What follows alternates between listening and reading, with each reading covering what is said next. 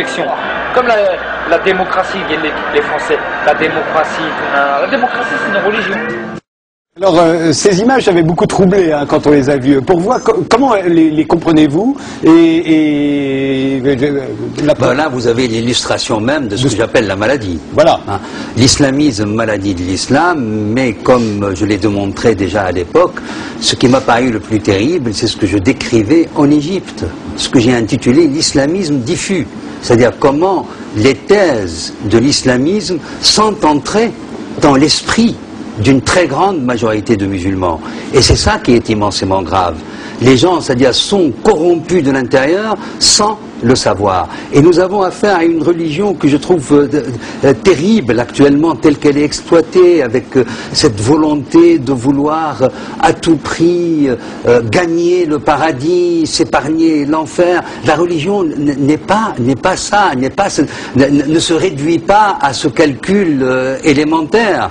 Je voudrais répondre par rapport à cette volonté de vouloir inscrire le rapport à la religion seulement en lien avec le châtiment et la récompense, la manière avec laquelle des spirituels de l'islam eux-mêmes réagissent à cela. Il y a une très grande mystique du 8e siècle qui s'appelle Rabia, une histoire très célèbre parce qu'on va même la retrouver dans la vie de Saint-Louis chez Joinville. Joinville répercutera cette histoire qu'il a dû probablement recevoir lorsqu'il s'est trouvé dans le delta en Égypte, où elle se promenait avec un brasier dans une main et un arrosoir dans l'autre main. Rabia, que voulez-vous faire? Mettre le feu au paradis et éteindre le feu dans la géhenne.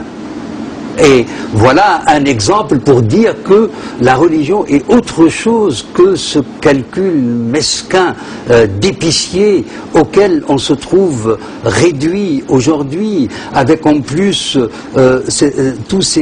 l'intériorisation du message. Il faut voir la généalogie aussi de l'islamisme. Et il y a une histoire à conduire de ce point de vue-là. Comment c'est né en lien aussi avec un sentiment qui n'était pas connu par les... Le problème, c'est que l'islam va se rendre compte qu'il devient un problème pour lui-même au XIXe siècle. Il y a une génération qui va se rendre compte de l'écart entre donc l'Europe et l'islam et une volonté de vouloir changer au sens très très fort. Cette première génération était passionnante, mais au fur et à mesure qu'on est passé dans le temps, il y a eu une volonté de vouloir s'enfermer. Et puis, cette idée, lorsque Tariq Ramadan parle des problèmes extérieurs, on les évoque toujours. Moi, j'ai décidé de ne pas du tout les évoquer, de les négliger, pour une raison très très simple, parce que ça fait bouc émissaire. Des sociétés qui ont vécu les mêmes problèmes, qui ont vécu, parce qu'en dernière instance, c'est l'oppression de l'Occident qui est dénoncée par ce type de critique.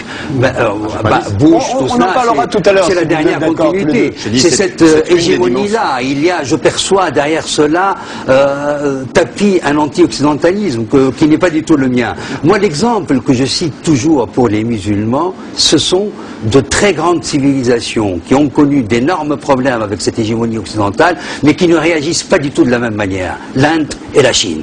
Voilà, deux très grandes civilisations, tout comme l'Occident, et ont subi une destitution très très forte en raison de l'hégémonie occidentale et de cette occidentalisation du monde, auquel, au reste, ils ont réussi à se plier, à s'adapter et en même temps à être maintenant immensément performants, sans vouloir accabler l'autre, sans chercher. La question terrible avec l'islam, c'est cette volonté de vouloir s'enfermer dans une identité spécifique, exclusiviste de toute altérité. Alors, Tariq Ramadan, commentaire des images si vous voulez. Oui, je recommence sur les images parce que là il y aurait beaucoup de choses à dire. Vous pouvez le dire aussi. Je le dirai aussi dans le prolongement, mais pour être le plus synthétique possible par rapport aux images que nous avons vues, je pense que il est évident aujourd'hui que nous avons à l'intérieur des communautés musulmanes en Occident, mais aussi dans le monde musulman, ça a été dit, des lectures qui sont essentiellement normative. C'est-à-dire qu'il y a ce qui détermine l'islam, ce serait un univers clos, et tout le reste, ce serait perçu comme l'autre qui nous agresse ou qui ne nous respecte pas ou dont on se différencierait. Et ça, cette lecture-là, elle est problématique effectivement, mais c'est de l'intérieur, à mon sens, qu'il faut effectivement la critiquer, en faire la critique approfondie. En mettant en évidence une chose que vous avez dite, et là-dessus je vous suis, c'est qu'il faut privilégier le sens de la foi aux normes qui la régulent. Et ça, c'est un travail, effectivement, en revenant au centre, à la lumière de la spiritualité, de ce que ça veut dire, finalement. Mais sans regarder de haut les gens qui pensent qu'il y a une rétribution et d'autres qui pensent que Dieu les regarde. Il ne faut pas les regarder de haut. Dans la tradition musulmane, même dans la tradition soufie, ceux que vous citez ici, ils savent le chemin qu'ils ont fait pour arriver à cette illumination intérieure. Jamais ils ne critiquent ce que Nawawi, un savant musulman, dit, la foi du commerçant. Il donne pour... Parce que nous sommes des enfants, nous sommes tous comme ça, nous avons tous besoin de la rétribution, nous attendons tous quand nous donnons un cadeau que quelqu'un nous dise merci, nous disons ne pas l'attendre, mais nous l'attendons tous. Pour donner un cadeau sans attendre le merci, il faut un sacré niveau d'abnégation personnelle, de sortie de l'ego. Mais c'est comme ça, les êtres humains sont comme ça, donc il faut respecter ce cheminement spirituel de la foi dans la religion et ne pas le regarder de haut. Je pense que toute arrogance ou tout paternalisme de ce point de vue-là n'est pas bon. Ce que je veux dire par là, c'est que ce rapport au religieux, ce retour au sens est nécessaire. Maintenant, vous avez aussi un autre discours, il faut l'entendre, je veux dire, déjà les images, franchement, caméra cachée, on va chercher un boucher avec une...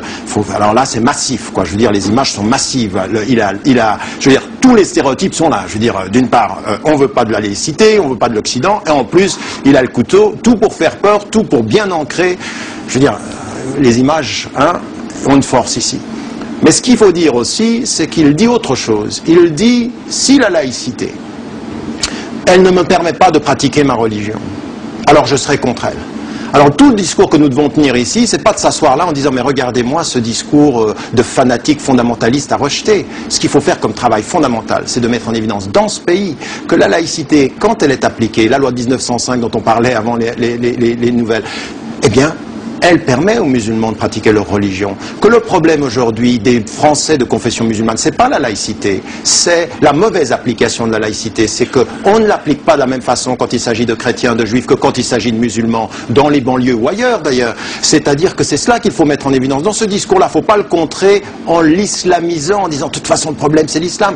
Manifestement, celui qui parle n'a pas compris ce que c'est que la laïcité ou comment elle devrait s'appliquer. Il y voit l'ennemi de l'islam alors que ce devrait être l'espace. Alors ce qui a été dit aussi tout à l'heure, c'est-à-dire qu'en fait la laïcité, qu'est-ce qu'elle devait permettre? Le pluralisme des religions. Et l'impression qu'ont un certain nombre de Français aujourd'hui, c'est qu'il y a une égalité qui est plus égale pour certains que pour d'autres. Ben voilà ce qu'il faut faire comme critique. Ça c'est le deuxième élément. Et le dernier élément que je voulais mettre en évidence par rapport à ce que vous avez dit, plus généralement par rapport à l'Égypte ou à l'autre, encore une fois, il n'a jamais été question dans mon propos de faire la critique simpliste de l'Occident.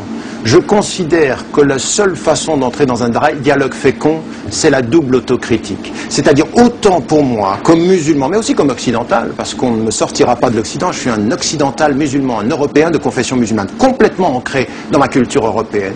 Et je fais deux choses. Je suis autant critique par rapport à un certain type de lecture, ce que je viens de dire maintenant par rapport à certaines lectures musulmanes, que je pense que nous devons l'être en termes de cohérence, par rapport à des politiques qui sont celles qui sont aujourd'hui.